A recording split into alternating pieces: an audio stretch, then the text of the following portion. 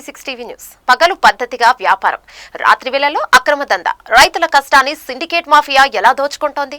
Nizamabad market యార్డులో అసలు ఏం జరుగుతోంది? సెక్యూరిటీ సిబ్బంది దెబ్బకు గుట్టురైతే ఇక అధికారుల దాడులతో అక్రమార్కుల గుండెల్లో రైలు పడగెడుతున్నాయి. ఇందూరు పసుపు అక్రమ రవాణాపై మన టీవీ స్పెషల్ స్టోరీ. నిజామాబాద్ వ్యవసాయ మార్కెట్ ఉత్తర తెలంగాణలోని అతిపెద్ద వాణిజ్య కేంద్రం. కానీ ఇక్కడ కొందరు సంఘాల నాయకులు, అక్రమ వ్యాపారులు చేతులు కలిపి ఒక సిండికేట్ గా ఏర్పడ్డారు. పగలు నిబంధనల ప్రకారం వేలం నిర్వహిస్తున్నట్లు నటిస్తూ రాత్రి వేళలో అనధికారికంగా పసుపును కొనుగోలు చేసి బ్లాక్ మార్కెట్ కు తరలిస్తున్నారు. తాజాగా సెక్యూరిటీ సిబ్బంది అప్రమత్తతో ఈ వ్యవహారం వెలుగులోకి వచ్చింది.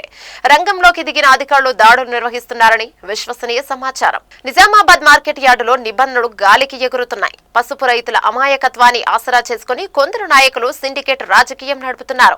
అధికారికంగా వేలంలో పాల్గొనకుండా రాత్రి వేళలో గుట్టుచప్పుడు కాకుండా పసుపును కొనుగోలు చేస్తున్నారు. ట్యాక్స్ ఎగవేస్తూ ఎటువంటి రికార్డులు లేకుండా ఈ నిల్వలను ఇతర రాష్ట్రాలకు లేదా బ్లాక్ మార్కెట్స్ కు తరలిస్తున్నారని ఆరోపణలు వెల్లువెత్తుతున్నాయి. కానీ ఈసారి అక్రమార్కుల ప్లాన్ రివర్స్ అయింది. అర్ధరాత్రి వేళ అనుమానాస్పదంగా కదులుతున్న లోండో మార్కెట్ సెక్యూరిటీ సిబ్బంది అడ్డుకున్నారు. అక్రమ మార్గంలో తరలిస్తున్న పసుపును స్వాధీనం చేసుకుని ఉన్నతాధికారులకు సమాచారం అందించారు.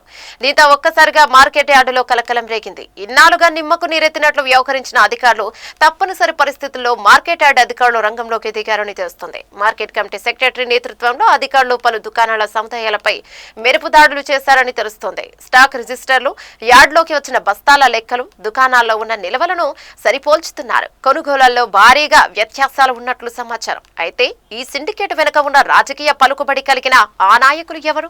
అధికారుల దాడులు కేవలం కంటి తుడుపు చర్యలేనా, లేక నిజంగానే అక్రమార్కులపై చర్యలు తీసుకుంటారా అన్నది ఇప్పుడు ప్రశ్నార్థకంగా మారింది. దీనికి సంబంధించిన విజువల్స్ ఉన్నాయి, ఇప్పుడు చూద్దాం. మనం ఇప్పుడు నిజామాబాద్ వ్యవసాయ మార్కెట్ కమిటీలో ఉన్నాము. పసుపు అయితే పుష్కలంగా వ్యవసాయ మార్కెట్ కమిటీలో వస్తుంది. కానీ ఇక్కడ ప్రధాన సమస్య ఏంటంటే రైతులు పసుపును తెచ్చిన తర్వాత రాత్రి వేళలో ఎండబెట్టిన పసుపు అనేది మిస్ అవుతుంది. మరి మిస్ ఎక్కడికి పోతుంది అనేది ప్రధానంగా రైతుల సమస్య ఇక్కడ ఏర్పడుతుంది. ఇప్పుడు మనం రైతులనే అడిగి తెలుసుకుందాం. చెప్పండి బాబు, మీరు ఏడికి వెళ్ళి వచ్చారు? ఏ ఊరు? సార్, నా పేరు ఆకుల విట్టలు, ఉప్లూరు గ్రామం నుంచి, కమ్మరిపల్లి మండలు. మేము గత 5-6 సంవత్సరాల నుంచి వ్యవసాయ మార్కెట్కి వస్తున్నాము. నేను అచ్చుడు అయితే కుప్పల విషయం ఏంటంటే, వచ్చిన కుప్పల ఇటు నైటు వెళ్ళిపోతున్నాం కాబట్టి వచ్చిన కుప్పలు మళ్ళీ పొద్దున చూస్తే తక్కువ చేస్తున్నాయి అవి. అయితే మార్కెట్ ఆఫీస్ వాళ్ళు మరి ఏం చేస్తున్నారు, ఏం చర్యలు తీసుకుంటారు?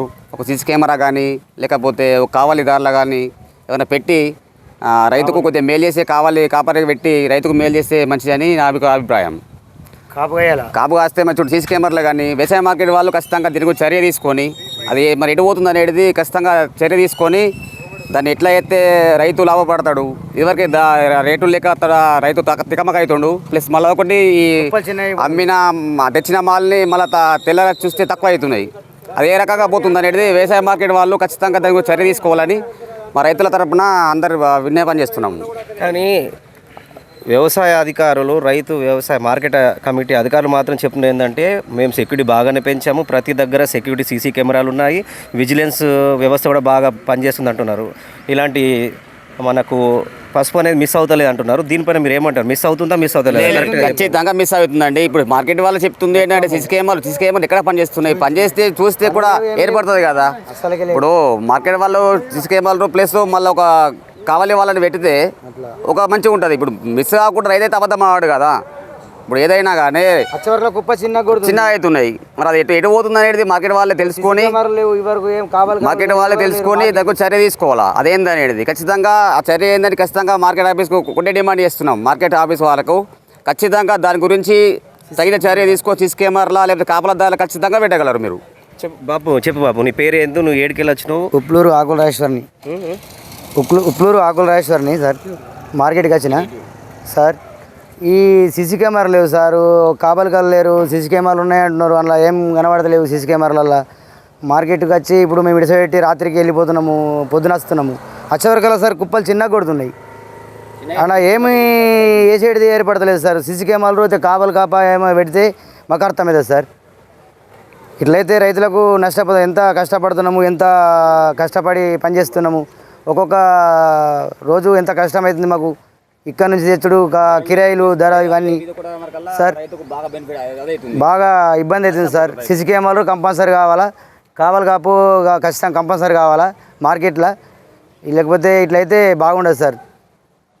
ఓకే, ఈ ప్రధాన సమస్యగా అయితే కనిపిస్తుంది. కానీ ఈ మధ్య కాలంలోనే ఆరబెట్టిన పసుపు కుప్పల నుంచి పసుపు మిస్ అవుతుండడానికి మెయిన్ కారణం ఏంటంటే ఈ వ్యవసాయ మార్కెట్ కమిటీలోనే కొన్ని ఆర్గనైజేషన్స్ వాళ్ళే ఇలా సిండికేట్గా మారి దొంగతనంగా లేకుంటే అక్రమ మార్గంలో పసుపును అనేది విక్రయిస్తున్నారనేది చాలా వరకు వినిపిస్తుంది.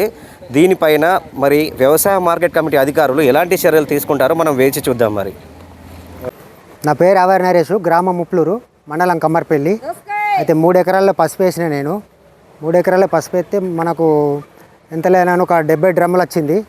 అంటే ఎకరాన 20 డ్రమ్ముల పైన వచ్చింది అంతే. దానికి పెట్టుబడి బాగా చాలా ఖర్చు అవుతుంది. ఒక్కొక్క పెండలారీ 12 టైర్లు పోయించాలంటే 45,000 ఉంది.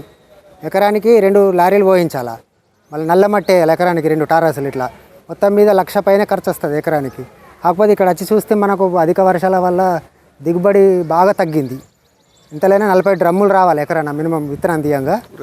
20 డ్రమ్ములు వస్తుంది. దిగుబడి తగ్గి ఏమవుతుందంటే రైతు నష్టాలలో కూరుకుపోతుంది. కూలీలకు కూడా కొరత బాగుంది. కూలీలకు కూడా ఖర్చు ఎక్కువనే పెరిగింది. అయితే విషయం ఏంటిదంటే మనకు వచ్చేసరికి ధర అనేది ఇప్పుడు రోగం పడ్డది కాబట్టి అధికారులు చర్యలు తీసుకొని మద్దతు ధరను పెంచాలా. 20 క్వింటాలు వస్తుందంటే నష్టపోతున్నాం. మద్దతు ధరను కనీసము 15,000 కన్నా తీసుకుపోవాలి. దాన్ని 10,000 పెట్టినా కూడా ఎలాంటి లాభం లేదు. ఇంట్లో 40 క్వింటాల 40 డ్రమ్ములు వచ్చేది 20 డ్రమ్ములు అవుతుంది. అందువల్ల దీని ద్వారా వ్యవసాయ మార్కెట్ కమిటీ వాళ్ళు తగిన చర్య తీసుకోవాలని కోరుకుంటున్నాం రైతుల తరపున.